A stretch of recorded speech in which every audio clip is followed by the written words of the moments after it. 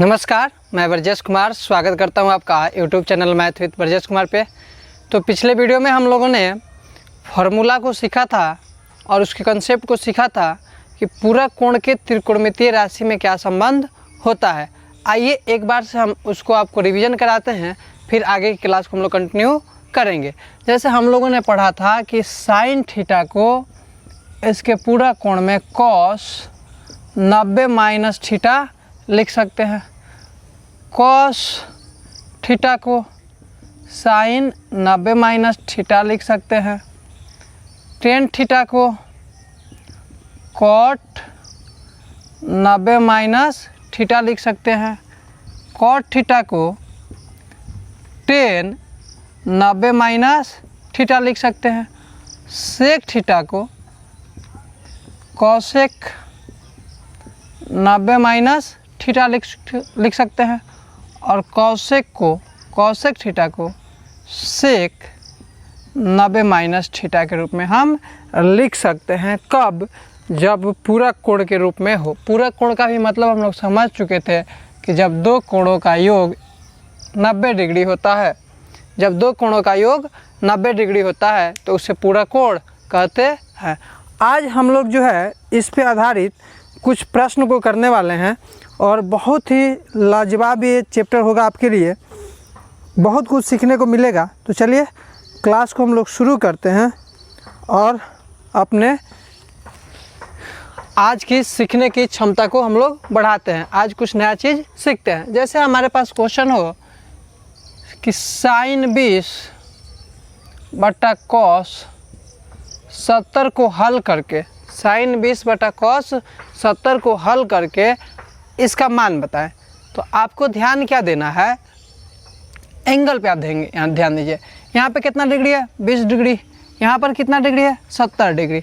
आपको साइन 20 और साइन 70 का मान याद नहीं होगा, क्योंकि हम लोग उसके कुछ स्पेशल एंगल के बारे में पढ़े थे, जैसे 0, 30, 45, 60, 90।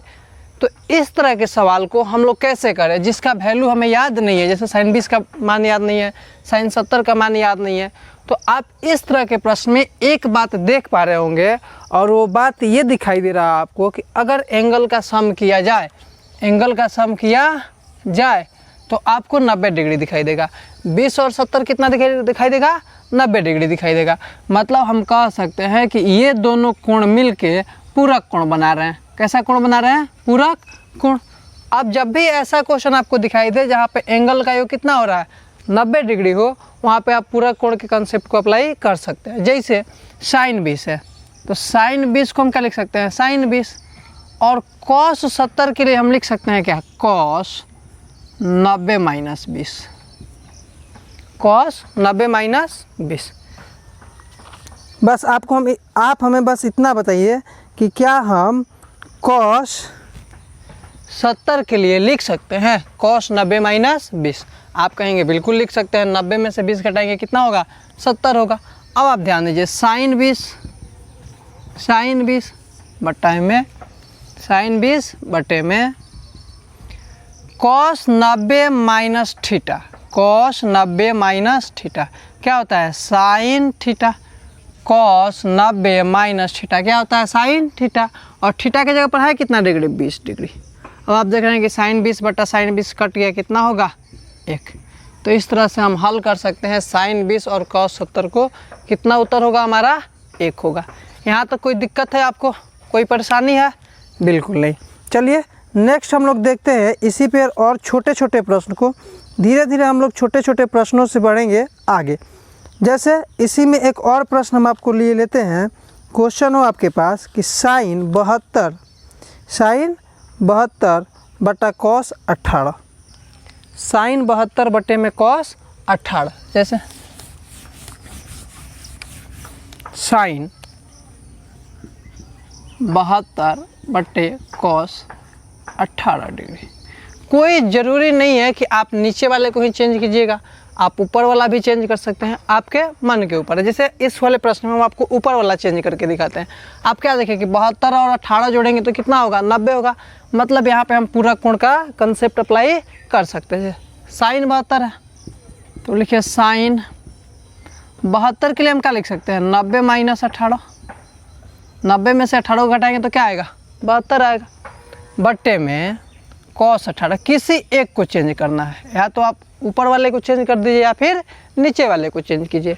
अब फिर आप देख रहे हैं sine 90 minus theta, sine 90 minus theta cos theta, और थीटा की जगह पर कितना है 18, तो cos 18 बटे में cos 18।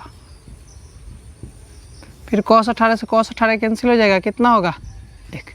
तो इस सवाल का भी उत्तर कितना हो जाएगा 1। एक दो प्रश्न हम आप और करके बताते हैं ताकि आपका कंसेप्ट बिल्कुल क्लियर हो जाए, कोई भी दुविधा आपको नहीं रहे उसके। चलिए तो नेक्स्ट प्रश्न को हम लोग देखते हैं और समझने का प्रयास करते हैं। उम्मीद करते हैं आपको ऑडियो और वीडियो सब कुछ क्लियर दिखाई दे रहा होगा। प्रश्न है √2 साइन 22 बटे में cos 68 डिग्री, बटे में cos 68 डिग्री।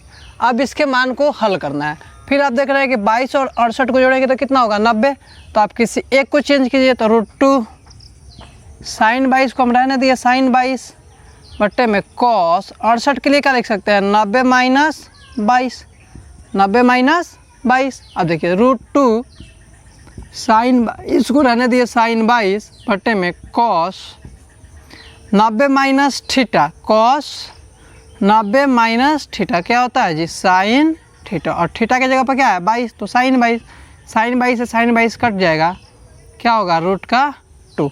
तो इस प्रश्न का जो उत्तर निकला कितना निकला √2 होगा। उम्मीद करते हैं कि अब आप इस तरह के कोई सी भी प्रश्न को कर सकते हैं।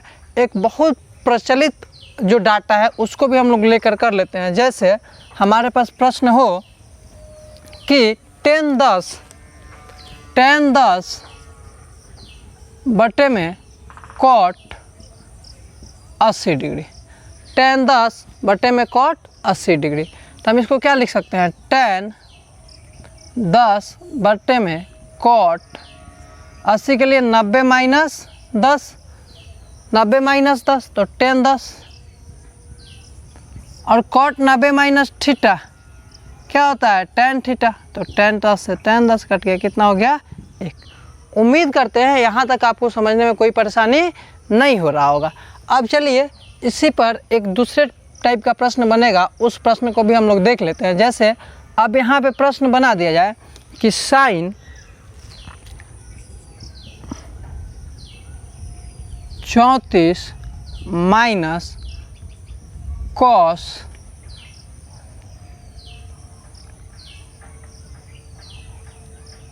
56, 6 4 10 5 3 8 9, sine 34 degree minus cos 56 degree. अब इससे आपका मान पूछा जाए, कहा जाए इसको हल कीजिए, तो आप क्या लिख सकते हैं 34 और 56 जोड़िएगा तो कितना होगा 90। फिर वही काम किसी एक को आप चेंज करें। जैसे यहाँ पे हम साइन 34 को चेंज करना चाहें तो साइन 90 में से अगर हम 56 को घटाएंगे, 90 में से 56 घटाएंगे तो कितना हो जाएगा 34 minus cos 56 degree, minus cos 56 degree.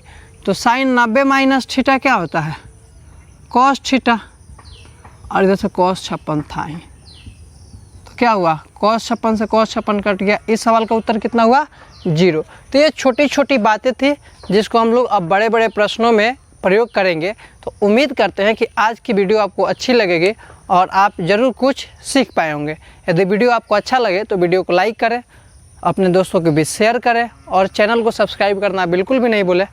और वीडियो को अंत तक देखने के लिए आपका बहुत बहुत धन्यवाद। चलिए आज की वीडियो में इतना ही। जय हिंद, जय भारत।